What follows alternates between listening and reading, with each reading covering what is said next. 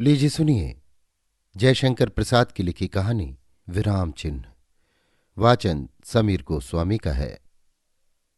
देव मंदिर के सिंहद्वार से कुछ दूर हटकर वो छोटी सी दुकान थी।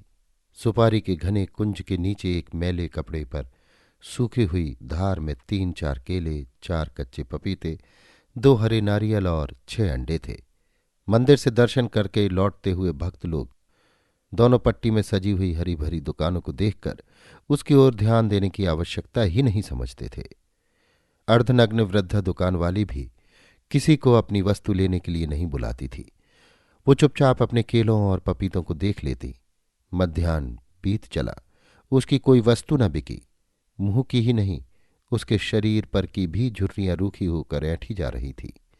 मूल्य देकर भात दाल की हाड़ियां लिए लोग चले जा रहे थे।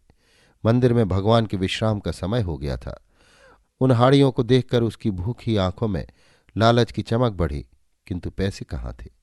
आज तीसरा दिन था उसे 2-1 केले खाकर बिताते हुए। उसने एक बार भूख से भगवान की भेंट कराकर क्षण भर के लिए विश्राम पाया, किंतु भूख की वो पतली लहर अभी दबाने में पूरी तरह समर्थ न हो सकी थी कि राधे आकर उसे गुरेरने लगा।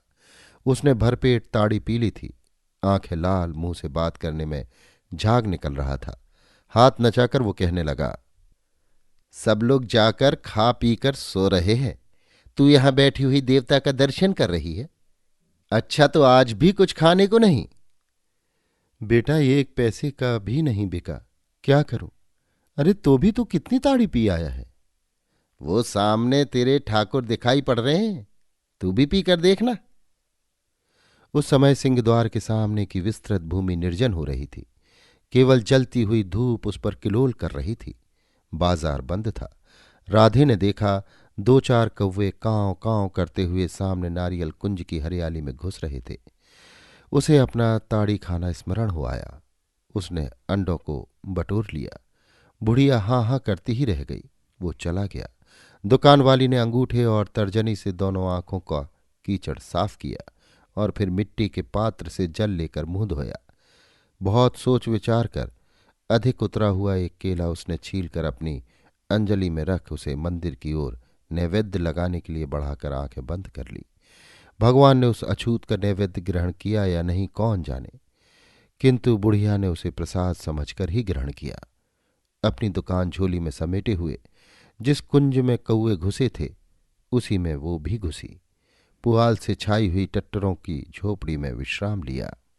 उसकी स्थावर संपत्ति में वही नारियल का कुंज, 4 पेड़ पपीते और छोटी सी पोखरी के किनारे पर के कुछ केले के वृक्ष थे। उसकी पोखरी में एक छोटा सा झुंड बतखों का भी था, जो अंडे देकर बुढ़िया की आय में वृद्धि करता। राधे अत्यंत मद्यप था। उसकी स्त्री ने उसे बहुत दिन हुए छोड़ दिया था। बुढ़िया को भगवान का भरोसा था, उसी देव मंदिर के भगवान का, जिसमें वो कभी नहीं जाने पाई थी। अभी वो विश्राम की झपकी ही लेती थी कि महंत जी के जमादार कुंज ने कड़े स्वर में पुकारा, राधे, अरे रधवा, बोलता क्यों नहीं रहे? बुढ़िया ने आकर हाथ जोड़ते हुए कहा, क्या है महाराज? सुना है कि कल तेरा लड़का कुछ अछूतों के साथ मंदिर में घुसकर दर्शन करने जाएगा। नहीं नहीं, कौन कहता है महाराज? वो शराबी, भला मंदिर में उसे कब से भक्ति हुई है? नहीं, मैं तुझसे कहे देता हूं, अपनी खोपड़ी संभाल कर रखने के लिए उसे समझा देना, नहीं तो तेरी और उसकी दोनों की दुर्दशा हो जाएगी। राधे ने पीछे से आते हुए क्रूर स्वर में कहा, जाऊंगा, सब तेरे बाप के भगवान हैं। तू होता कौन है रे? अरे चुप रे राधे, ऐसा भी कोई कहता है रे? अरे तू जाएगा मंदिर में? भगवान का कोप कैसे रोकेगा रे? बुढ़िया गिड़गिड़ा कर कहने लगी। कुंज बिहारी जमादार ने राधे की लाठी देखते ही ढीली बोल दी। उसने कहा, जाना राधे, कल देखा जाएगा। जमादार धीरे धीरे खिसकने लगा। अकेले अकेले बैठकर भोग प्रसाद खाते खाते बच्चू लोगों को चर्बी चढ़ गई है। दर्शन नहीं रे, तेरा भात छीन कर खाऊंगा, देखूंगा कौन रोकता है।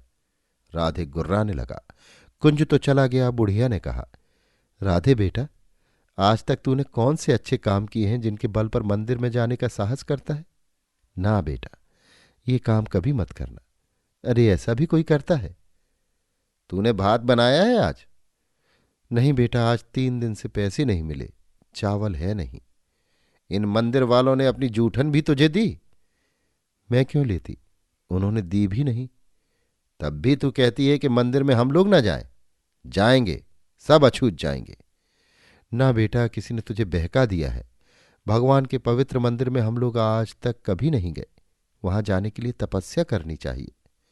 हम लोग तो जाएंगे। ना, ऐसा कभी ना होगा। होगा, फिर होगा। जाता हूं ताड़ी खाने, वहीं पर सबकी राय से कल क्या होगा ये देखना। राधे ऐंठता हुआ चला गया। बुढ़िया एकटक मंदिर की ओर विचारने लगी। भगवान, क्या होने वाला है। दूसरे दिन मंदिर के द्वार पर भारी जमघट था।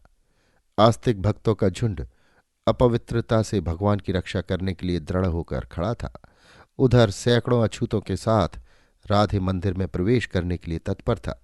लठ चले सिर फूटे। राधे आगे बढ़ ही रहा था। कुंज बिहारी ने बगल से घूमकर राधे के सिर पर करारी चोट दी। वो लहू से लथपथ वहीं लौटने लगा। प्रवेशार्थी भागे। उनका सरदार गिर गया था। पुलिस भी पहुंच गई थी। राधे के अंतरंग मित्र गिनती में 10-12 थे, वे ही रह गए। क्षण भर के लिए वहां शिथिलता छा गई थी। सहसा बुढ़िया भीड़ चीर कर वहीं पहुंच गई। उसने राधे को रक्त से सना हुआ देखा। उसकी आंखें लहू से भर गईं। उसने कहा, राधे की लोथ मंदिर में जाएगी। वो अपने निर्बल हाथों से राधे को उठाने लगी। उसके साथ ही बढ़े। मंदिर का दल भी हुंकार करने लगा, किंतु बुढ़िया की आंखों के सामने ठहरने का किसी को साहस न रहा। वो आगे बढ़ी, पर सिंह द्वार की दहली पर जाकर सहसा रुक गई।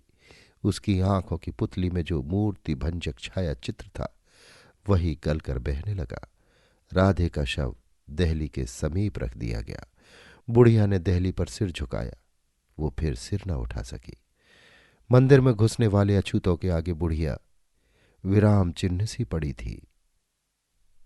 अभी आप सुन रहे थे जयशंकर प्रसाद की लिखी कहानी विराम चिन्ह। वाचन समीर गोस्वामी का था।